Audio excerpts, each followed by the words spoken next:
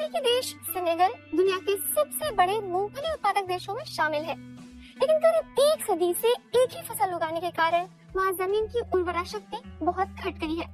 देश में कहीं मिट्टी कट रही है तो कहीं उसके पोषक तत्व नष्ट हो रहे हैं और कहीं कहीं तो जमीन बंजर होकर रेगिस्तान से दिखी हो गई है।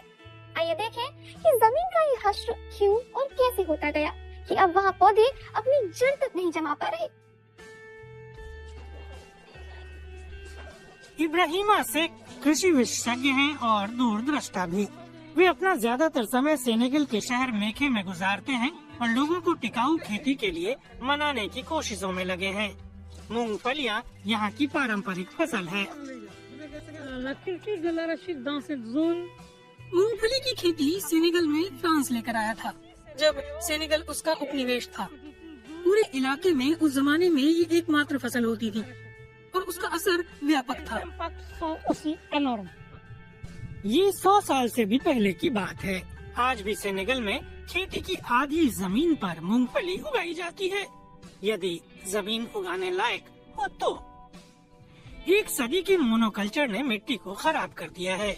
भूख क्षरण, पोषक तत्वों के विनाश और मरुस्थलीकरण का असर हर कहीं दिखता है।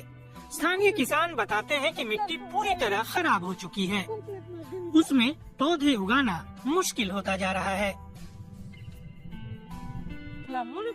मूंगफलियों के मोनोकल्चर की वजह से जमीन की उर्वरा शक्ति में भयानक ह्रास हुआ है।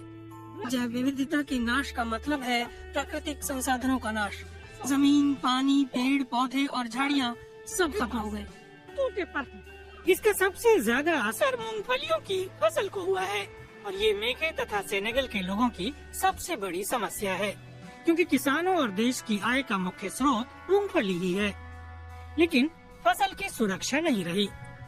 ये वो गोदाम है जहां इलाके के किसान अपनी फसल जमा करते हैं। उनके खेत बड़े बड़े हैं लेकिन फसल उस हिसाब से ज्यादा नहीं है। बहुत से किसान साल में 15,000 रुपए तक ही कमा पाते हैं। इसलिए कई किसान दूसरी फसलों की ओर मुड़ रहे हैं, जैसे कि कसावा। लेकिन वह भी उन्हें स्थायी कमाई की गारंटी नहीं दे सकता।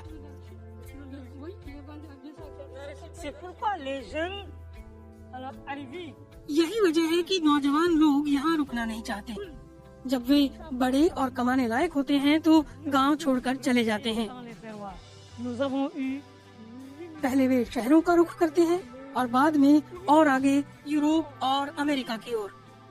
अक्सर इसका नतीजा अच्छा नहीं होता। नौजवान लोग बेचैन हैं, उम्मीद खो चुके हैं और इस नाउम्मीदी में वे छोटी छोटी नावों पर सवार होकर अटलांटिक सागर पार करने की कोशिश करते हैं।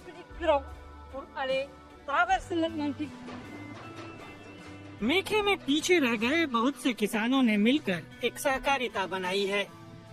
ये सहकारिता एक छोटा सा तेल उत्पादन का प्लांट चलाती है। मूंगफलियों को छीला जाता है और उन्हें पीड़ कर तेल निकाला जाता है। सहकारिता के सदस्य अपनी जरूरत का तेल रख लेते हैं और जरूरत से ज्यादा तेल बाजार में बेच देते हैं। बड़ी फसल के दिन गुजर गए, लेकिन थोड़ी सी बेहतरी भी किसानों की जिंदगी में बहार ला सकती है। इब्राहिमा शेख का मानना है कि ये टिकाऊ और पर्यावरण सम्मत खेती से ही संभव है। हमें प्रकृति पर हावी होने के बदले उसके साथ काम करना होगा। हमें खेती की नैतिक रूप से टिकाऊ तरीकों की जरूरत है, यानी ऑर्गेनिक फार्मिंग की। ये खेती किसानी का भविष्य है। लेकिन सेनेगल में ज्यादातर लोगों को ऑर्गेनिक खेती के बारे में कुछ भी पता नहीं। इब्राहिमा उसे हकीकत बनाने में जुटे हैं।